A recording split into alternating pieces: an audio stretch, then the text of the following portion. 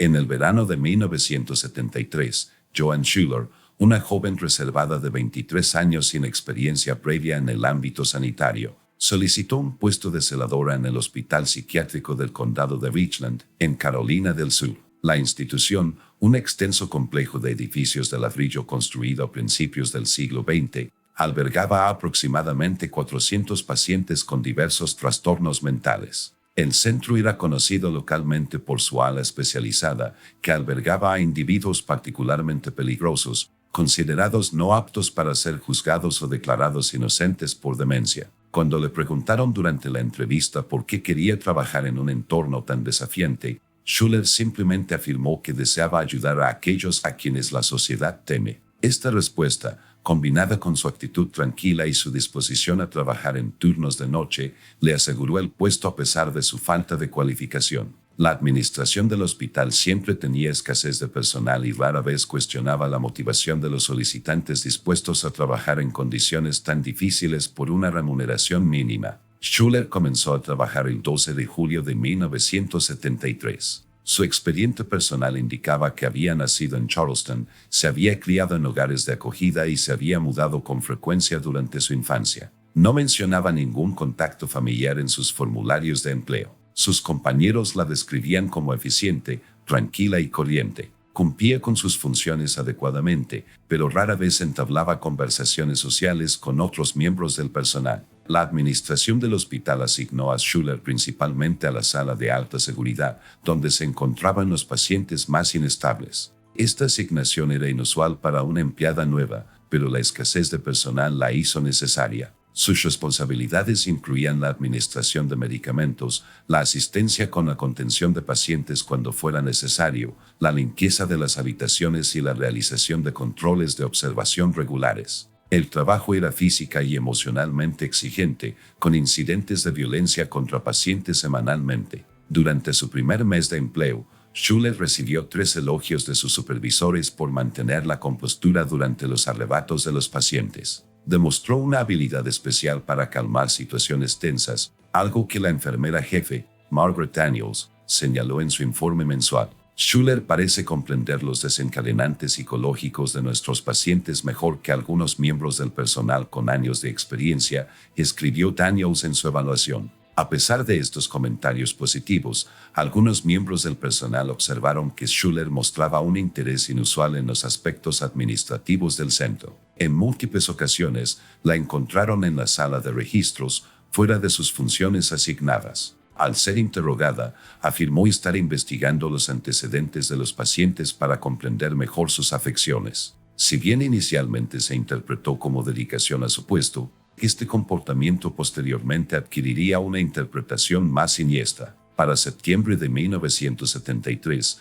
Schuler se había consolidado como una empleada confiable que prefería trabajar sola durante el turno de noche. Este aislamiento le permitía una supervisión mínima y acceso a áreas del hospital que normalmente estarían más vigiladas durante el día. El supervisor nocturno, Edward Grayson, informó que Schuler se ofrecía como voluntaria para las tareas más difíciles, en particular las que involucraban a pacientes de alto riesgo en la sala de seguridad.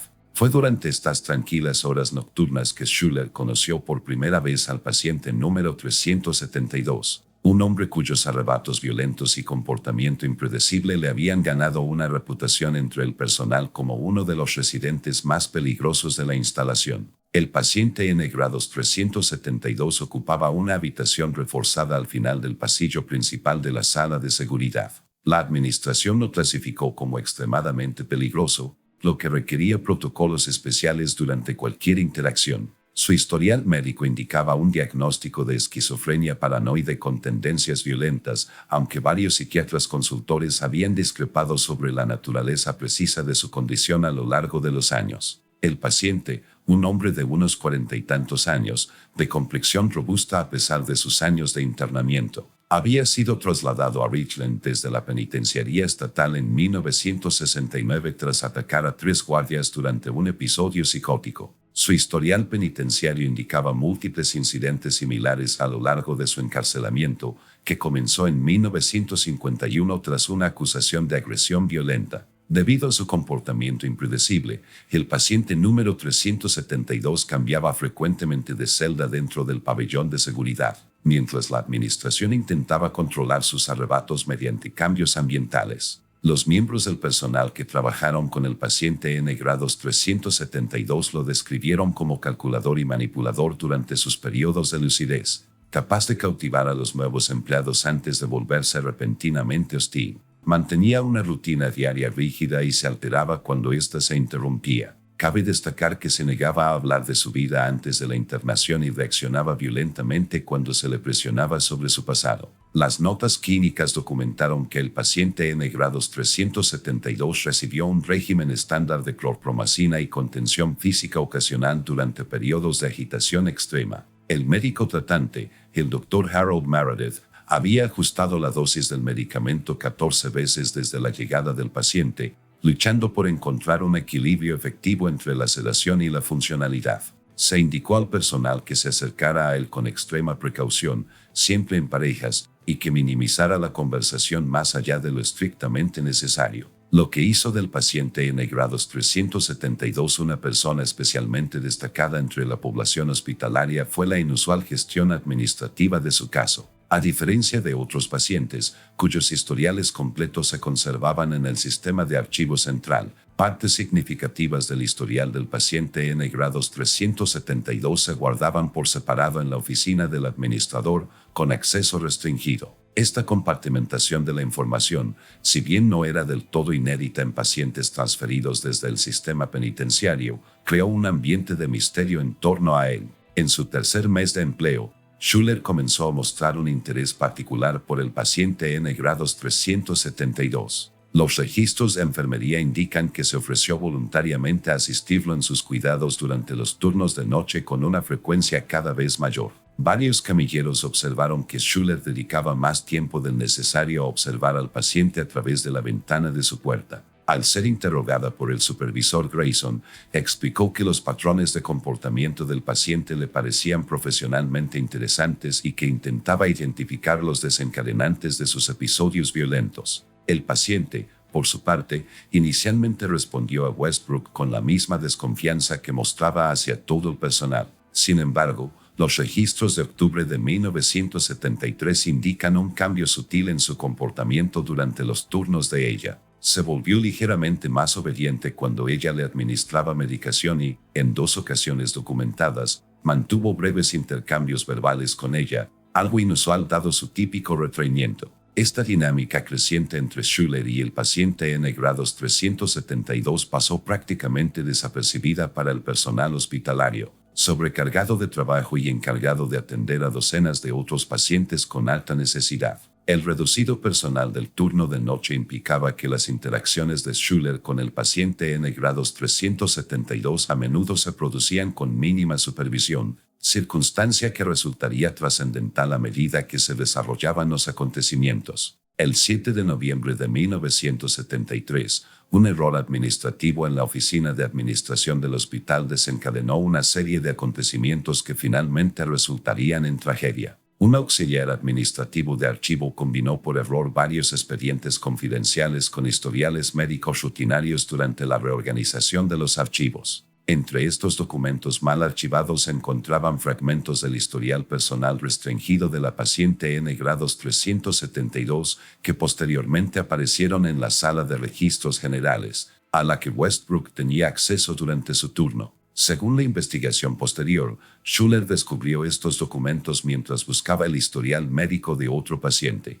Los registros revelaron discrepancias significativas con la información oficial contenida en el historial médico del paciente N grados 372. Si bien el expediente público contenía información mínima sobre sus antecedentes, los documentos restringidos contenían detalles sobre el nacimiento del paciente en Beaufort, Carolina del Sur, su problemática infancia en la pobreza y, lo más importante, una anotación sobre la muerte de su esposa durante el parto en 1950. Los documentos incluían correspondencia entre el sistema penitenciario y el hospital psiquiátrico, en la que se hablaba del deterioro mental del paciente tras esta tragedia personal. Una carta, escrita por el psiquiatra de la prisión en 1952, señalaba que el paciente N grados 372 se niega a reconocer la existencia de su hija, afirmando repetidamente que se la llevaron y expresando delirios paranoicos sobre una conspiración institucional. Este detalle, que el paciente había tenido una hija que sobrevivió al parto, no figuraba en ningún registro público. El descubrimiento de estos documentos por parte de Schuller coincidió con el aumento de irregularidades en su comportamiento laboral. Los registros de seguridad muestran que accedió a la sala de registro 7 veces en horarios no habituales entre el 7 y el 15 de noviembre. La enfermera jefe Daniels señaló en su informe de supervisión que Schuller parecía distraída durante este periodo, cometiendo pequeños errores de medicación que requerían corrección y mostrando un interés inusual en la gestión administrativa del caso de la paciente número 372. El 12 de noviembre, Schuller solicitó acceso al archivo de actas de nacimiento del hospital, alegando que necesitaba verificar información para un formulario de admisión de pacientes. El administrador accedió a esta solicitud sin verificación, un descuido que reflejó los protocolos de seguridad generalmente laxos del centro. Mientras estuvo en el archivo, la evidencia sugiere que Schuller realizó una investigación no relacionada con su propósito declarado, centrándose en cambio en registros de 1950. El descubrimiento más crucial se produjo el 14 de noviembre, cuando Schuller localizó un documento de admisión parcialmente destruido que contenía el nombre completo del paciente N grados 372, Edgar Schuller. Esta revelación, según los psicólogos que posteriormente revisaron el caso, probablemente desencadenó una crisis personal inmediata en Juanne. El apellido compartido, sumado a la cronología de la muerte de la esposa de Edgar al dar a luz y a la conocida historia de orfandad de Juanne, planteaba una posibilidad inquietante. Una investigación posterior de Schuller reveló una entrada en un registro de traslados que indicaba que la hija pequeña de Edgar Schuller había sido internada en el orfanato del condado de Charleston tras el fallecimiento de su madre. Esta información coincidía con lo poco que Juanne sabía de su propia infancia,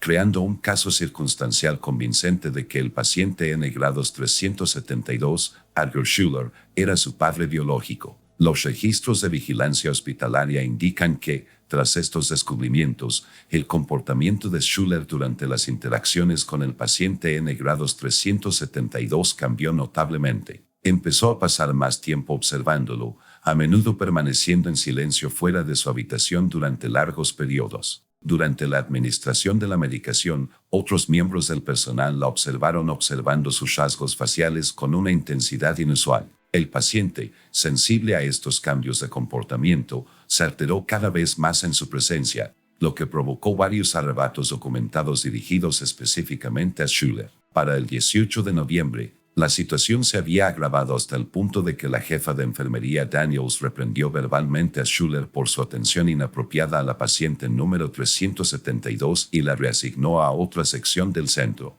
Sin embargo, esta intervención administrativa llegó demasiado tarde para evitar la crisis psicológica que Joanne Schuller sufrió mientras lidiaba con las implicaciones de su descubrimiento. La revelación de que el paciente N grados 372 podría ser su padre biológico le causó una profunda angustia psicológica a Joanne Schuller. Según las observaciones del personal, documentadas entre el 18 y el 25 de noviembre de 1973, presentaba signos clásicos de ansiedad aguda, insomnio, disminución del apetito, irritabilidad y problemas de concentración. Se le atribuyeron 3 errores de medicación durante este periodo, aunque ninguno le causó daño. A pesar de su reasignación a otra sala, los registros de seguridad indican que Schuller realizó visitas no autorizadas a la sección de alta seguridad durante sus turnos. En 2 ocasiones, el supervisor nocturno Grayson la descubrió observando a la paciente N grados 372 a través de la ventana de su puerta y le ordenó que regresara a sus tareas asignadas. Al ser interrogada sobre estos incidentes,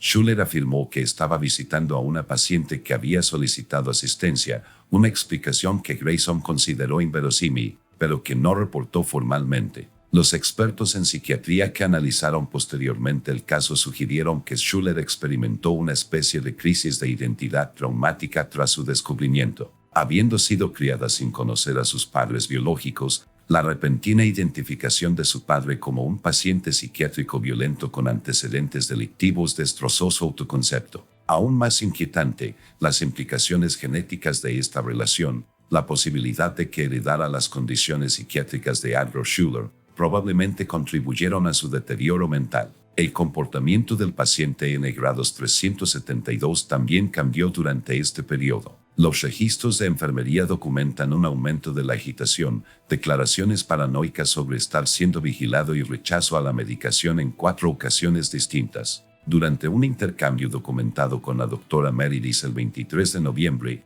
el paciente afirmó que la nueva sabe quién soy y exigió ser trasladado a otro centro. El médico desestimó estas declaraciones, considerándolas delirios paranoicos, compatibles con el diagnóstico del paciente. El punto de inflexión psicológico parece haber ocurrido el 24 de noviembre, cuando Schuller accedió al expediente penal completo de Edgar Schuller mediante la manipulación del personal administrativo del hospital. Estos registros revelaron la magnitud de su historial violento, múltiples agresiones, presunta participación en 2 asesinatos sin resolver y un patrón de violencia doméstica contra su difunta esposa, Marian. Más significativamente, el expediente contenía una evaluación psiquiátrica que sugería que el deterioro mental de Edgar se aceleró tras la muerte de su esposa, acompañado de una negación obsesiva de sus responsabilidades paternales. Caroline Hayes, miembro del personal, testificó posteriormente que se encontró con Schuller en la sala de descanso esa noche, visiblemente angustiada. Cuando Hayes le preguntó por su estado, Schuller supuestamente declaró: "A algunas personas no se les debería permitir tener hijos. Algunos linajes deberían terminar". Hayes describió esta interacción en su declaración, pero no la reportó en ese momento, considerándola simplemente una expresión de frustración común entre el personal que trabaja con pacientes difíciles. Para el 25 de noviembre, el deterioro psicológico de Schuller había avanzado tanto que sus compañeros la notaron hablando sola durante sus turnos. El camillero Thomas Jenkins informó haberla oído repetir la frase "lo llevo en la sangre" mientras se miraba fijamente en el espejo del baño. A pesar de estos comportamientos preocupantes, el centro, con escasez de personal, no tomó ninguna medida sustancial más allá de monitorear informalmente su estado. Esa noche, Schuller solicitó regresar a la sala de alta seguridad, alegando que había dejado objetos personales allí durante su asignación anterior. El supervisor nocturno Grayson, preocupado por una crisis con un paciente en otra parte del centro, autorizó la solicitud sin escolta, una falla crítica en el protocolo de seguridad que propició los sucesos posteriores. El 26 de noviembre de 1973 comenzó un turno de noche típico en el Hospital Psiquiátrico del Condado de Richland. El cambio de personal a las 23 dejó 6 empleados de guardia en todo el centro: el supervisor nocturno Edward Grayson, 2 enfermeras y 3 camilleros, entre ellos Joan Schuller. Los registros meteorológicos indican que fue una noche inusualmente fría, con temperaturas bajo cero y una ligera nevada, algo inusual en Carolina del Sur en noviembre. A las 23:30, el carrito de medicamentos estaba preparado para la distribución de medianoche. La enfermera Patricia Holloway, encargada de preparar los medicamentos, testificaría posteriormente que Schuller se ofreció a ayudar con esta tarea, algo que nunca antes se había ofrecido. El protocolo del hospital exigía que 2 miembros del personal verificaran las sustancias controladas antes de la distribución, y Holloway aceptó la ayuda sin sospechar nada. Durante esta preparación, Schuller tuvo aproximadamente 3 minutos de acceso sin supervisión al carrito de medicamentos mientras Holloway respondía a una llamada de otra sala. Las imágenes de la cámara de seguridad, granuladas e incompletas, muestran a Schuller manipulando artículos del carrito durante este periodo, aunque las acciones específicas no están claras debido al ángulo de la cámara. A medianoche, Schuller comenzó las rondas de medicación en la sala de alta seguridad. El paciente N grados 372 tenía programada su dosis habitual de clorpromacina junto con un sedante recetado recientemente para su creciente agitación. El protocolo del hospital exigía que los pacientes de alto riesgo como el N grados 372 recibieran la medicación en presencia de 2 miembros del personal, pero la escasez de personal esa noche impidió que esta medida de seguridad se cumpliera sistemáticamente. Schuller entró sola en la habitación del paciente N grados 372 aproximadamente a las 0:17, según el registro de entrada de la sala. La habitación no tenía cámara de vigilancia, por lo que solo la declaración posterior de Schuller da fe de lo ocurrido. Según su relato, administró los medicamentos recetados mediante inyección, tal como se le indicó. Inicialmente, el paciente no mostró ninguna reacción inusual. A las 0:23, Schuller activó el sistema de respuesta a emergencias desde la habitación del paciente número 372.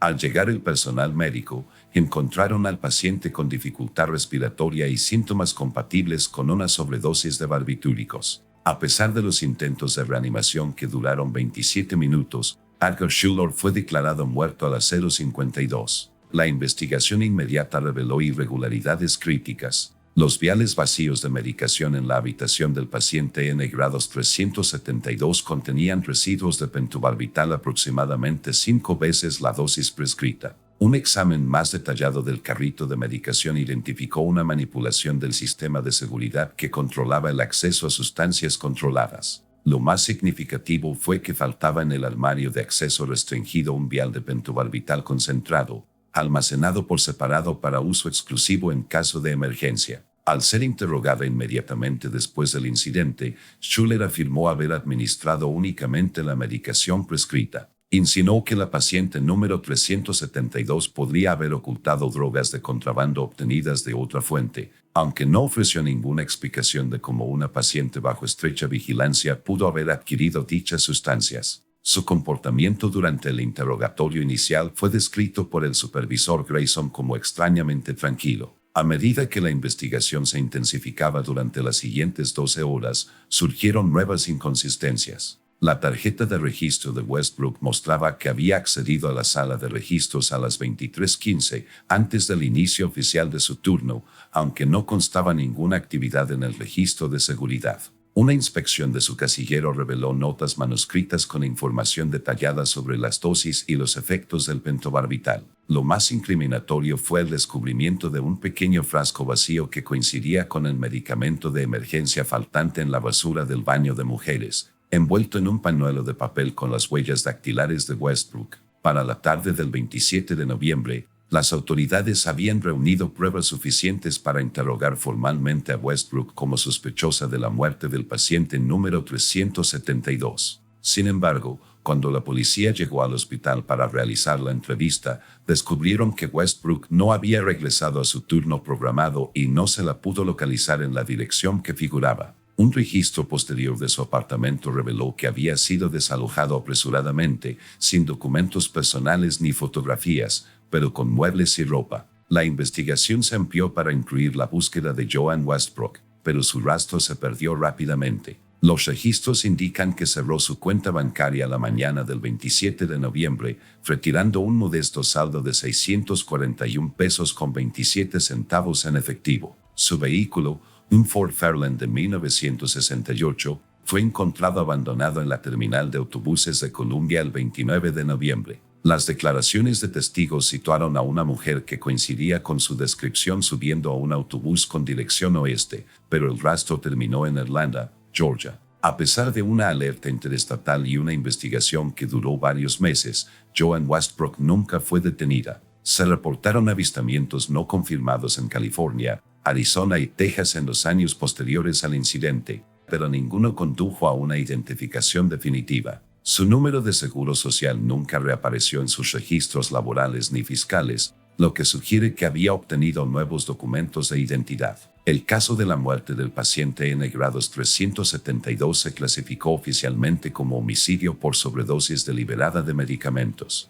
Ante la ausencia del principal sospechoso, la investigación finalmente se estancó y se declaró inactiva en 1975, aunque técnicamente permanece abierta en los registros del condado de Richland. El hospital implementó importantes reformas de seguridad tras el incidente, incluyendo protocolos de medicación más estrictos y verificaciones de antecedentes más exhaustivas para los empleados. La separación administrativa de los historiales clínicos de los pacientes que había permitido el descubrimiento de Westbrook se eliminó en favor de un sistema más transparente y seguro. El caso constituye un ejemplo escalofriante de cómo las vulnerabilidades institucionales, combinadas con el trauma psicológico de conexiones familiares inesperadas, pueden conducir a la tragedia. Las verdaderas motivaciones tras las acciones de Joan Westbrook siguen siendo materia de especulación, enterradas en algún lugar de su nueva identidad aún no descubierta, si es que llegó a forjar una. Solo Joan Westbrook sabe con certeza si sus acciones representaron venganza,